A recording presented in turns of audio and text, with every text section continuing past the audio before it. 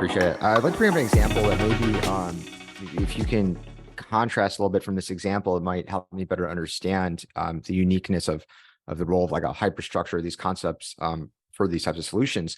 So a friend of mine created a startup maybe 6-7 years ago that focused on allowing people in a geographic area to get together and essentially fund a project, right? You could like fund a public, you call it a public goods project. I don't think that's the language he used at the time.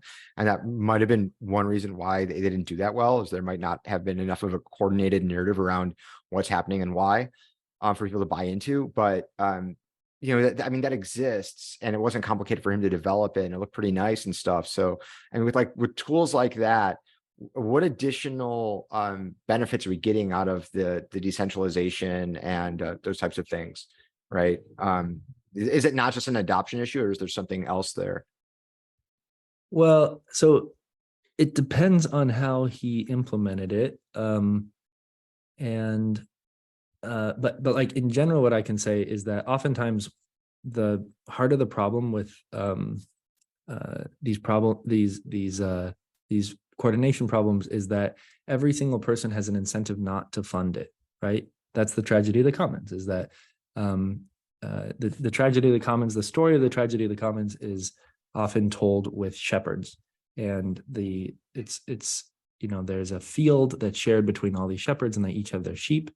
And each shepherd like wants to have the biggest flock that they can with the best wool. And the way that they get that is they send their sheep out in order to graze.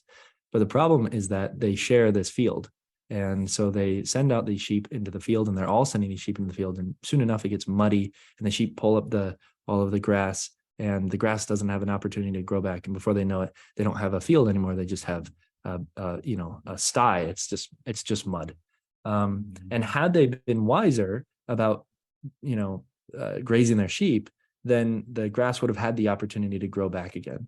And they wouldn't have ended up in this state where now all of their sheep are skinny and dying because they don't have anything to eat. And doesn't that just sound like a familiar story, right? Aren't we right now hurtling into a world that is getting cooked, that's turning into the mud sty because we have kind of a lack of self-control. And self-control in a really broad general sense, like our companies are being extractive and not being contributive, not being regenerative.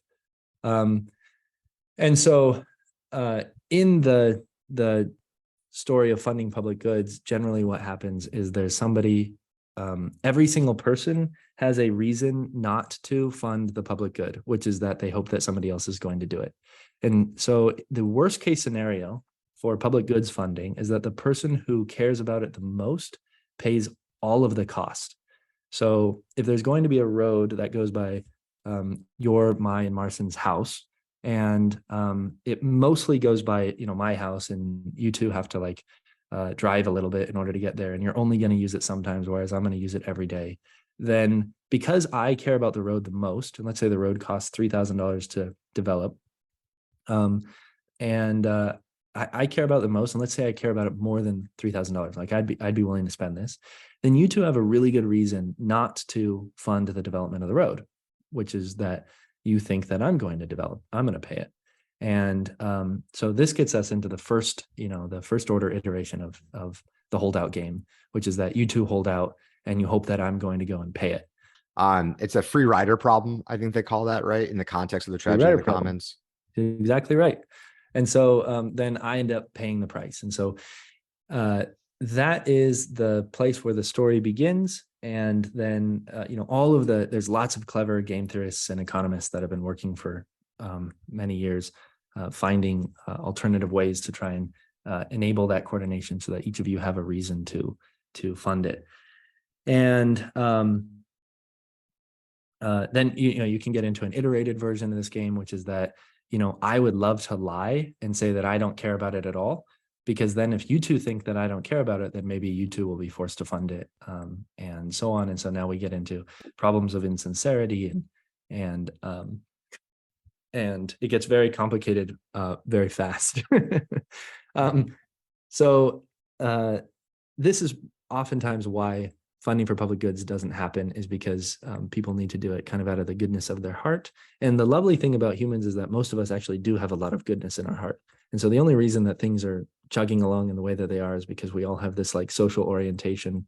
And if you ever lived in a house with roommates, then when the dishes weren't done, then you walked past that pile of dishes and you're like, okay, those aren't my dishes, but for the good of the group, I'm happy to contribute to cleaning them up. And did anybody pay you? Did anyone figure out a clever incentive mechanism? Was there going to be consequences for not doing it?